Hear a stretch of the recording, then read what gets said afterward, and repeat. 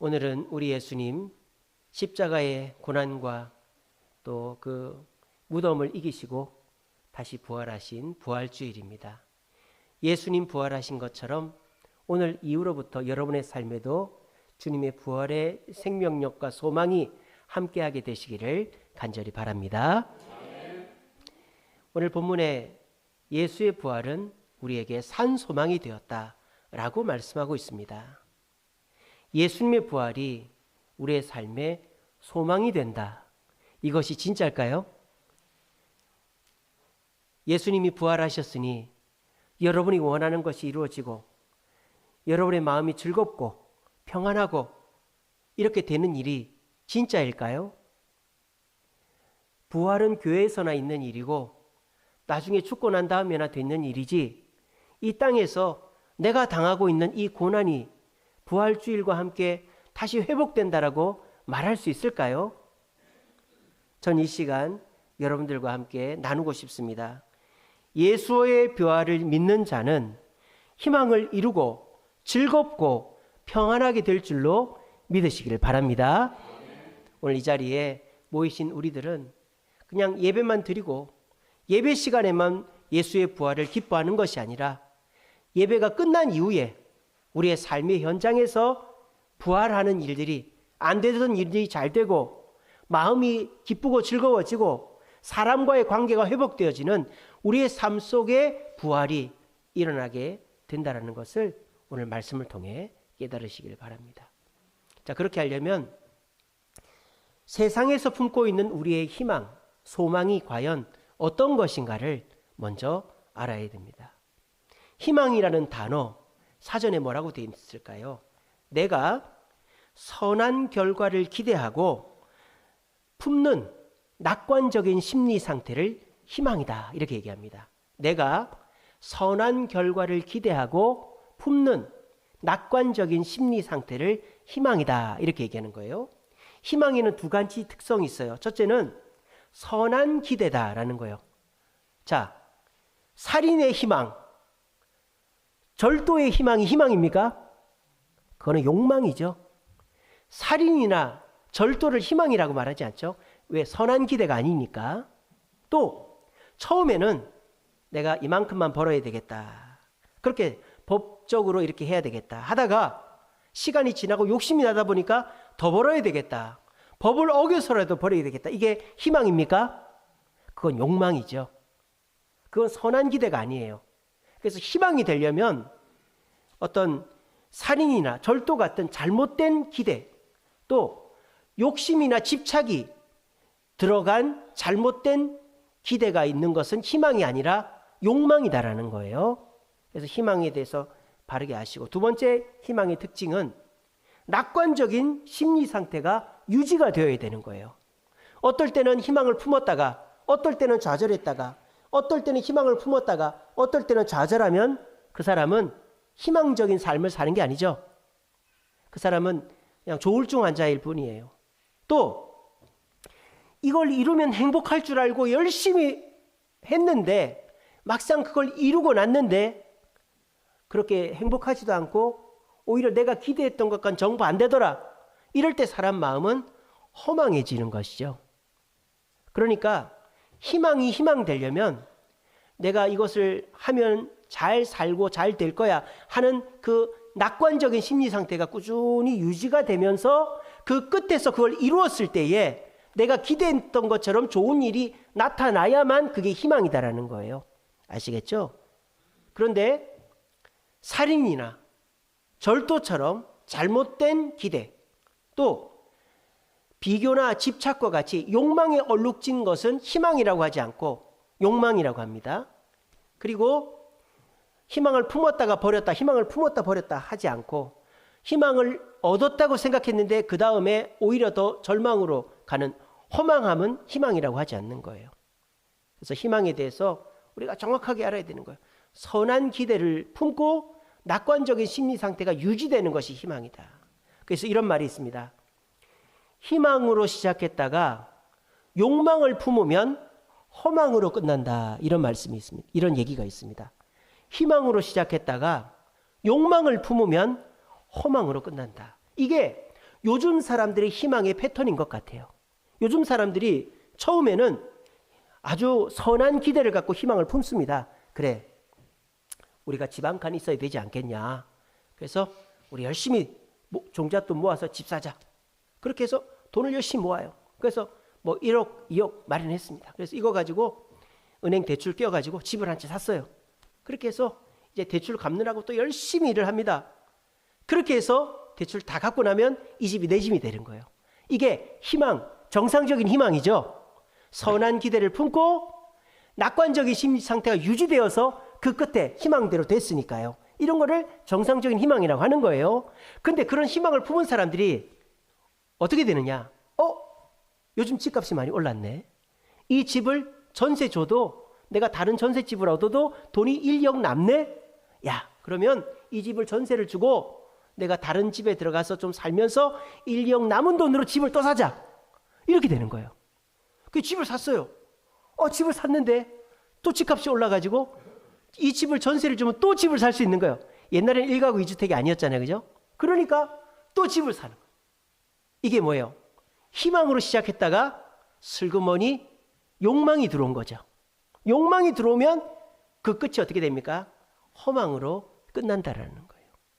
요즘 사람들이 품는 희망의 패턴이 이렇다라는 것입니다. 이런 거는 희망이라고 볼 수가 없는 것입니다. 여러분, 이 지구상에 원래 희망이라는 것은 없었습니다. 아니 목사님, 희망이 왜 없어요? 희망이 원래부터 있었지. 그렇지 않습니다. 희망이라는 단어가 우리 개인, 저와 여러분 같은 평범한 사람들에게 주어진 것은 근대 이후입니다. 고대 사회, 막 수렵 채집하면서 살 때는요, 희망이 없었어요. 왜 그 당시 사람들도 뭐 자기가 꿈도 있고 바라는 것도 있고 뭐 사냥을 많이 해서 뭐 그렇게 하고 이런 거 있었을 거 아닙니까? 근데요, 그 당시 사람들도 희망이 있었죠. 근데 고대 사회의 사람들은 희망보다 더 강력한 것이 있었어요. 그게 뭔지 아세요? 생존입니다. 생존. 사람이 먹고 사는 것이 힘들면요, 희망을 품을 수가 없어요.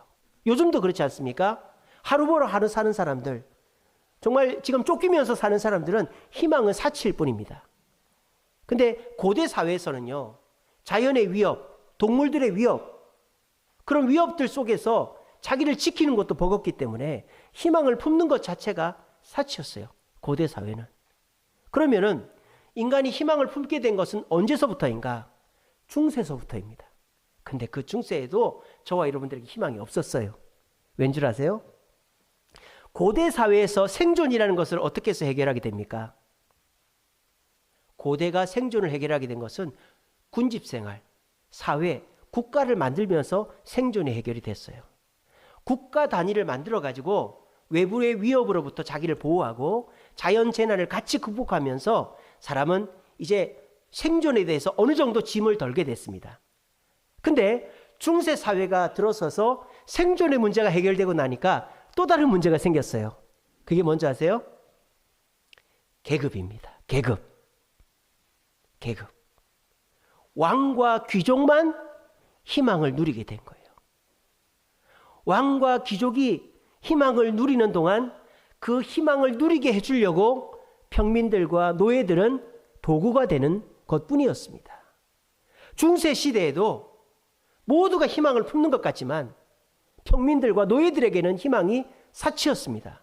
오직 왕이나 그 왕의 혈족인 귀족들만이 희망을 누리는 것이었어요. 고대 사회는 인간 자체에게 생존의 위협 때문에 희망이 없었고, 중세 사회는 특권 계층만이 희망을 누렸습니다. 근데 그게 언제 깨집니까? 근대에 깨지죠. 1789년 프랑스 대혁명 때 깨지는 거예요. 이 프랑스 민중들이 우리 이제 더 이상 참을 수 없다. 왜 왕과 귀족들만 특권을 누려야 되냐? 그러면서 혁명을 일으킨 거예요. 그래서 진보가 탄생을 한 거예요. 세상을 뒤집어 엎은 거예요. 그렇게 해서 평민들에게 자유와 그 특권이 나눠지게 된 것입니다. 그래서 프랑스 대혁명 때 루이 16세가 그 왕이 단두대에서 목이 잘려 죽었잖아요. 그런 것처럼 18세기 이후로부터, 프랑스 대혁명 이후로부터 왕정이 무너지면서 저와 여러분들 같은 평민들에게도 희망이라는 것이 주어졌어요. 그래서 우리들도 이제는 희망을 품고 자유로운 가운데서 내가 원하는 것을 이룰 수 있겠구나. 사람들이 들뜨기 시작했습니다. 그러면서 18세기, 19세기 유럽의 철학 사상이 나타났는데 정반합이라는 사상이 나타났어요. 정반합 들어보신 분들도 계실 겁니다. 긍정과 부정이 만나서 서로 싸우면 최선의 결과가 주어진다. 이게 정반합이에요. 이거는 독일의 철학자 헤겔이라는 사람이 만든 겁니다. 긍정과 부정이 싸우면, 우리나라도 그렇잖아요. 여당과 야당이 싸우다 보면 최선의 결과인 합이 만들어진다 이거예요. 그래서 정반합 또 정반합 또 정반합 이렇게 하면은 최선의 결과 유토피아가 생긴다. 이것이 근대 사회의 핵심적인 철학의 키워드였습니다. 유토피아는 인간의 이성으로 긍정과 부정, 진보와 보수가 만나서 싸워가지고 최선의 결과를 이루고 또 그 결과가 반대편과 만나 싸워서 이기고 이렇게 해서 인간은 유토피아를 만들 수 있다라고 생각해서 그 속에서 희망을 품었어요. 인간들이. 근데 그 결과가 뭐죠? 그 결과가 1, 2차 세계대전인 것입니다. 전쟁이에요. 희망이 산산이 무너진 거죠. 그때 독일 신학이 자유주의 신학으로 돌아선 겁니다. 이게 뭐지? 하나님이 있으면 이럴 리가 없는데 그러면서 독일의 신학이 하나님을 부정하기 시작한 거예요. 이게 뭡니까? 인간의 이성으로 만들어낸 유토피아는 없다는 거예요. 이 철학자들이 착각한 게 있어요. 정반합 이렇게 돼야 되는데 그렇게 되려면 전제가 뭐냐? 인간의 이성이 순수하고 정직해야 된다는 거예요. 근데 인간은 순수하지도 않고 정직하지도 않습니다. 이게 정반합이 어떻게 됐냐? 이 긍정과 부정이 싸워가지고 한쪽이 이기는 거예요. 이기면 그 이긴 사람이 독점하는 거예요. 그 권한을 다 자기가 갖는 거죠.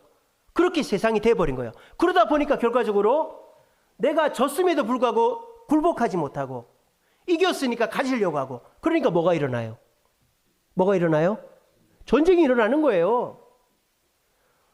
공정하게 서로가 논리를 가지고 싸워서 하나의 결론이 도출했으면 서로가 승복을 해야 되는데 인간의 이기심이 그걸 승복을 안 하는 거예요. 그래서 정과 반이 싸워서 합이 나왔는데 그 합에 대해서 순종을 안 하니까 1차 세계대전, 2차 세계대전이 일어난 것입니다. 그래서 인간은 희망이라는 것을 품을 수 없는 존재가 돼버린 거예요. 여러분, 인간은 그런 존재예요. 선한 존재가 아닙니다. 인간은 인간의 이성이 순수하고 선한 것이 아니에요. 그 대표적인 예가 뭔지 아십니까? 유대인입니다. 유대인들은요. 2차 세계대전 때 600만 명이 학살당했잖아요. 아우슈비츠 수용소, 폴란드에 있는 아우슈비츠 수용소에서 600만 명이 전체적으로 다 죽었어요. 그러면은 자기들이 그렇게 피해를 봤는데 선한 유대인들이 뭐 어떻게 해야 되죠? 자기들은 그러면 안 되잖아요. 근데 유대인들이 지금 어떻게 하고 있죠? 똑같이 하고 있잖아요. 전에는 이 정쪽에 있던 유대인들이 이제 반쪽에 있죠. 가해자의 위치에 있는 거예요. 팔레스타인 사람들, 원래 그 땅에 살던 사람들을 가자 지구에 가둬놓고 미사일 쏘고 죽이고 있잖아요. 그게 유대인들이에요. 그게 인간이라고요. 그런 일이 또 미국에서 벌어지고 있습니다. 미국 캘리포니아 바로 위쪽에 있는 주가 오리곤 주라는 주입니다. 별로 유명하지 않죠. 잘 모르실 거예요. 캘리포니아 주도 굉장히 진보적인 주죠. 그 바로 위쪽에 있는 오리곤 주는 더 진보적인 주입니다. 그래서 오리곤 주에 어떤 법이 있는지 아세요? 마약 비범죄화 법이 있어요. 마약 비범죄화. 뭐냐? 오리곤주에 있는 사람들은 마약을 소지해도 범법자가 되지 않는 거예요. 이럴 수가 없죠. 우리나라는 머리카락 하나만 빼도 마약 성분 나오면 감옥 갑니다. 소지하면은 이 사람은 가중처벌 받죠. 유통했다 이러면은. 네, 미국 오리곤주에서는 마약을 가지고 있는 사람을 갱생해 보겠다고 마약을 가지고 있어도 범죄가 아니다. 그렇게 하는 거예요. 그 밑에 있는 캘리포니아주는 몇백 불 정도의 절도죄는 경범죄이기 때문에 잡아가지 않는다. 그런 법이 있다고 제가 전에 말씀드렸죠. 그 결과 어떻게 됐습니까? 캘리포니아주는 이 가게들이 다 덜러샵 이런 걸 문 닫고 있습니다. 왜? 도둑놈들이 다 훔쳐가지고 그걸 되팔게 하고 있어요. 그래도 경찰이 안 잡아가요. 카운터에 있는 직원도 말리지 않아요. 그 위에 있는 오리곤주도 마약 비범죄화를 만들어내니까 길거리에 펜타닐 환자가 수두러지게 있는 거예요. 그 오리곤주의 그 길거리에 가면 비닐, 그 은박지가 막, 그거 만지면 안 됩니다.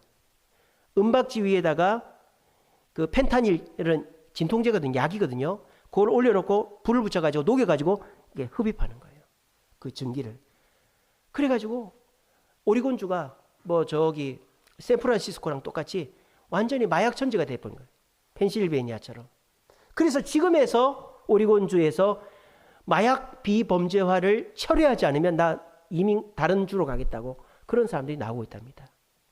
미국에서 경제적으로 1등, 2등 하는 주는 원래 뉴욕주였고 지금 캘리포니아주죠. 지금 어느 주일까요?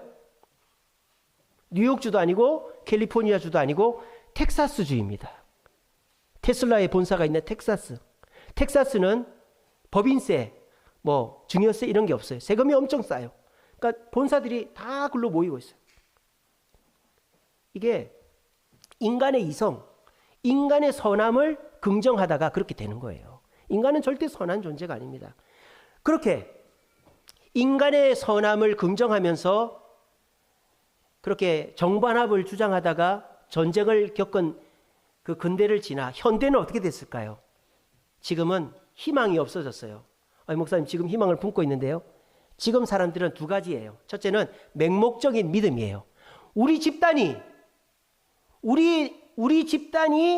이겨가지고 독점하기를 바라는 희망을 품고 있는 거예요.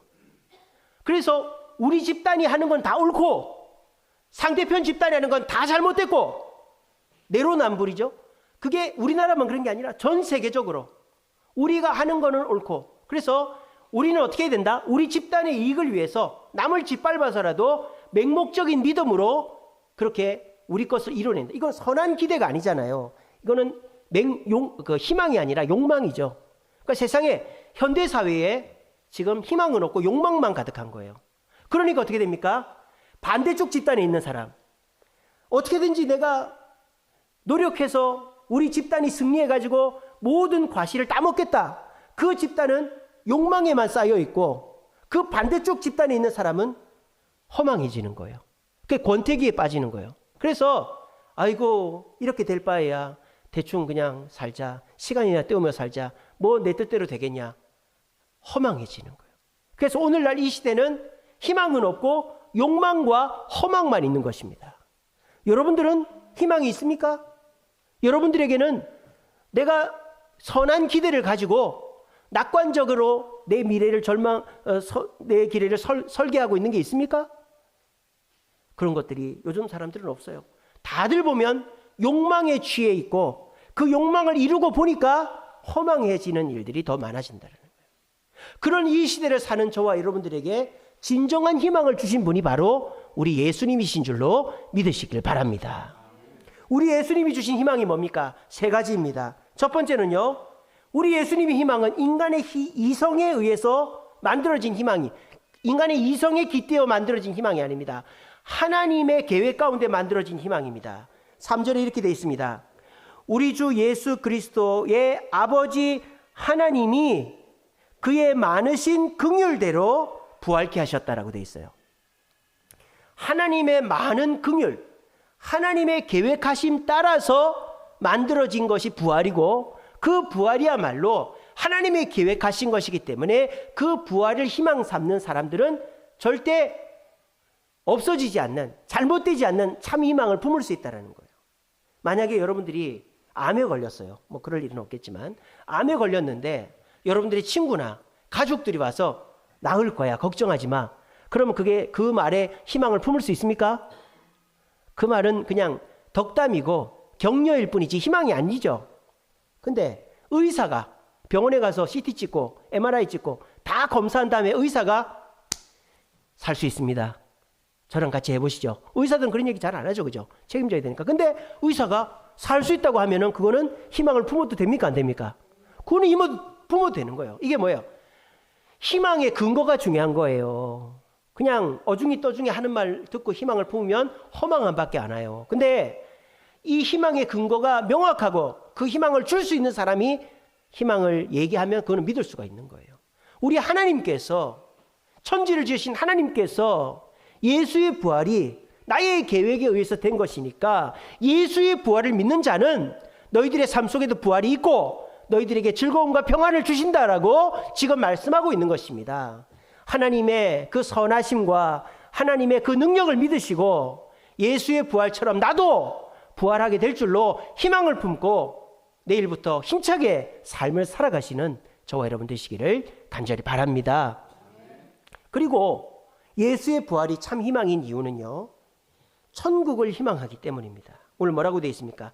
썩지 않고 더럽지 않고 쇠하지 아니하는 유업이다 라고 했습니다.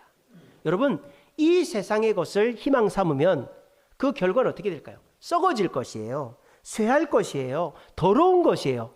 그러면 그 끝에는 뭐가 있다? 허망함이 있다라는 거예요. 어떤 학교에 공부를 잘하는 학생이 있었습니다. 그래서 맨날 1등 하고요, 서울대학 갈 정도로 공부를 잘하는 애였어요. 근데 얘가 오늘날부터 공부를 안 하고 얘가 숙제를 안 하는 거예요. 그래서 선생님이 얘를 불러다 물었어요. 야, 너 요즘 왜 공부 안 하냐? 너 사춘기 왔냐? 왜 숙제 안 해오냐? 그랬더니 걔가 선생님한테 태어나게 이렇게 얘기했다는 거예요. 선생님, 저는 깨달았거든요. 이러는 거예요. 뭘 깨달았는데? 그랬더니 선생님, 태양 에너지가 소멸하면 우리 인간도 끝이라는 걸 깨달으니까 공부가 하기 싫더라고요. 아, 그거는 걔가 공부하기 싫어서 그런 애가 아닙니다. 걔는 엄청 똑똑한 애라니까요. 공부를 그냥 떡 먹듯이 하는 애예요. 근데 얘가 공부를 파고 파다 보니까 그런 결과를 맞이하게 된 거예요. 그래서 내가 아무리 열심히 해서 인류를 발전시키고 내 후손들이 잘 살게 해도 태양 에너지가 소멸함과 동시에 이 지구는, 이 태양계는 없어지는데 내가 열심히 해봐야 뭐하냐, 이런 허망함이 그 애한테 찾아온 거예요. 물질을 의지하면 허망함이 찾아옵니다.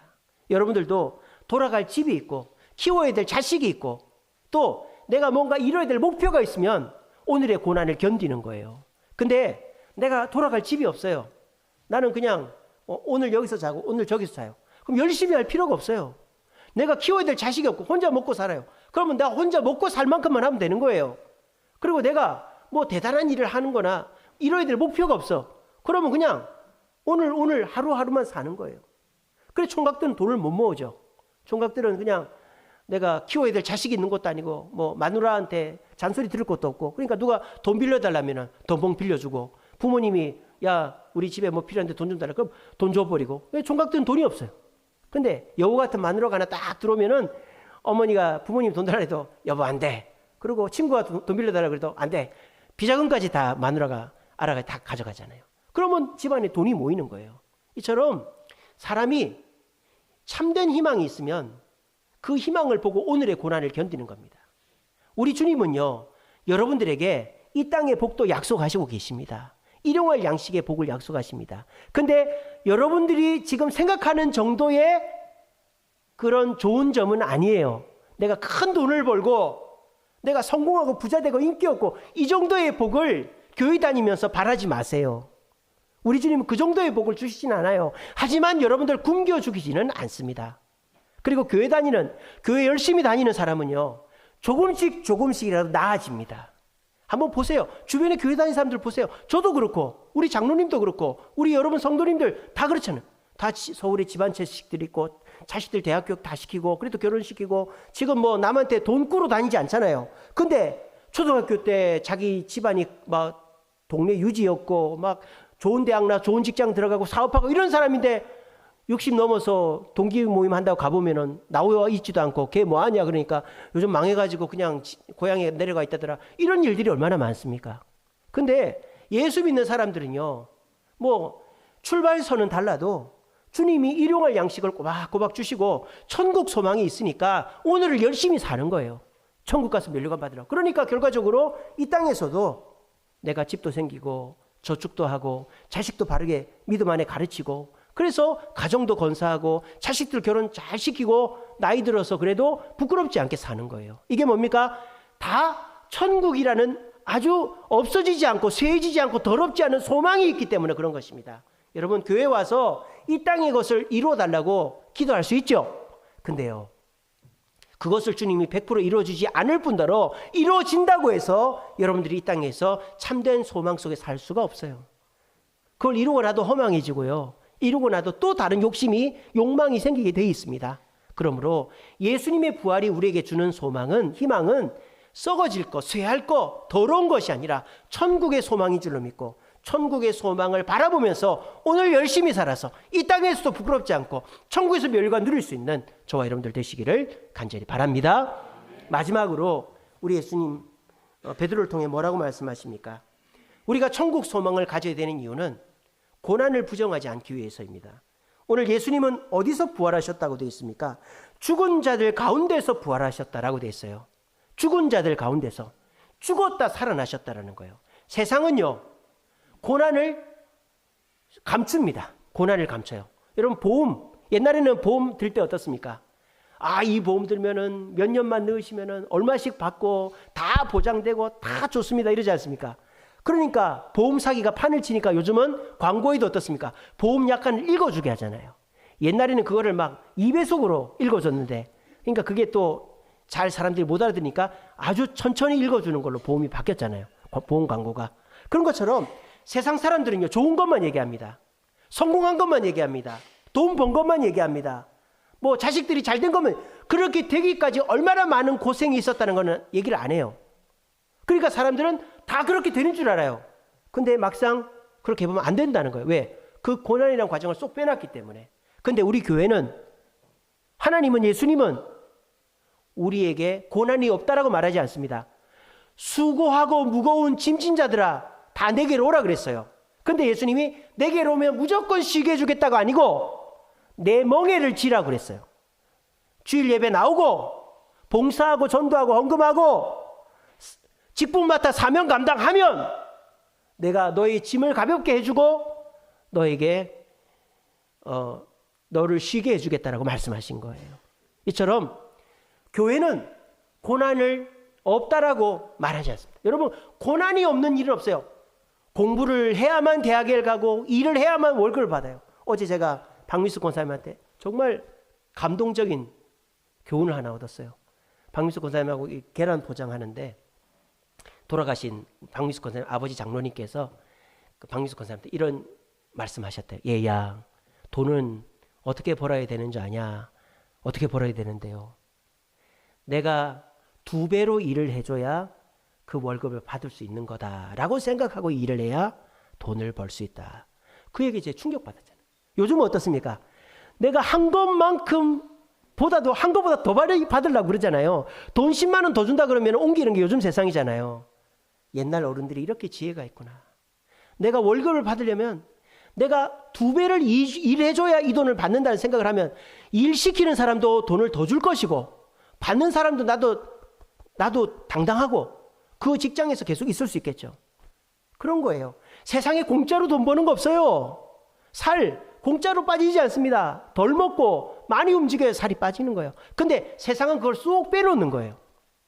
일하지 않아도 돈 벌 수 있고 땀 흘리지 않아도 돈 벌 수 있고 많이 먹고 운동 안 해도 살 빠지고 그런 건 없습니다. 많이 먹고 운동 안 해도 살 빠지고 내가 공부 안 해도 서울대학 가고 그러면 감옥 갑니다. 여러분, 그런 일은 없어요. 근데요, 우리 주님은 실존적으로, 현실적으로, 구체적으로 말씀하십니다. 고난은 있다. 여러분, 고난은 있습니다. 여러분들이 지금 당하는 고난을 교회가 해결해 줄 수 없어요. 주님이 해결해 줄 수 없어요. 단 우리 주님은 뭐라고 말씀하시느냐? 그 고난을 이기게 해주시는 분인 줄로 믿으시길 바랍니다. 우리 주님은 고난을 다 당하셨어요. 십자가의 고난보다 더 큰 고난이 어디 있어요? 살찌기고 피 흘리고 갈증 느끼고 심장이 터져서 돌아가신 분이 예수님인데 그 예수님이 내가 이 고난을 당한만치 너희들 당하게 해주지 않겠다고 말씀하시면서 너희들이 고난을 당하나 이기게 해주겠다고 말씀하시는 거예요. 교회는 고난 앞에 당당한 곳입니다. 고난아 와라, 내가 피하나 보자. 우리 주세움교회도 땅 한 평 없고 돈 1억도 없는 교회가 이 교회를 60억짜리 건물을 지었어요. 어떻게 지었을까요?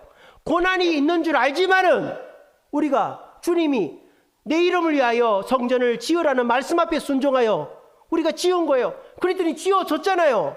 그리고 지금 이 교회가 유지가 되고 있잖아요. 우리 중직자들이 힘을 합해서 지금 이 교회를 이끌어 가고 있어요. 이게 뭔 일입니까? 고난 앞에서 피하지 않고 그 고난을 뚫고 나가려고 하니까 주님이 고난을 이기게 해주시더라고요. 그게 우리 주세움 교회고 여러분들이 앉아있는 이 교회입니다. 여러분, 고난 앞에 다들 무릎 꿇고 다들 쓰러지지만 예수의 부활을 희망 삼는 자, 고난을 이겨서 고난을 돌파하게 될 것입니다. 말씀을 맺겠습니다. 희망이란 뭐라고 그랬죠? 선한 기대라고 그랬어요. 욕망이나 뭐 집착이나 뭐 살인이나 절도나 이런 거는 욕망이지 희망이 아니에요. 선한 기대를 품고 낙관적인 기대가 꾸준히 유지가 되는 게 희망이라 그랬어요. 근데 좋았다 나빴다 좋았다 나빴다 그러고 끝에 가보니까 내 생각대로 안 되고 그럼 허망해지는 거예요. 그 요즘 사람들은 희망으로 시작했다가 욕망을 거쳐서 허망하게 끝나는 게 요즘 사람들이라고요. 그래서 고대에서부터 희망을 품지 못하고 생존을 위해 살다가 국가가 생기고 희망을 품는 듯 했지만 귀족들의 전유물이었고, 근대 이후에 프랑스 대혁명 이후에 이제 희망을 품는 듯 했는데 인간의 이성에 의지한 희망은 결국 전쟁으로 가더라. 그래서 결국 사람들은 집단 이기주의로 맹목적인 믿음으로 우리 집단이 이겨서 다 우리 거 갖자. 그 반대편에 있는 사람은 허망해져서 권태기에 빠져서 될 대로 되라 이렇게 사는 시대가 이 시대인 거예요. 이 시대에 우리에게 희망이 있을까요? 있다라는 거예요.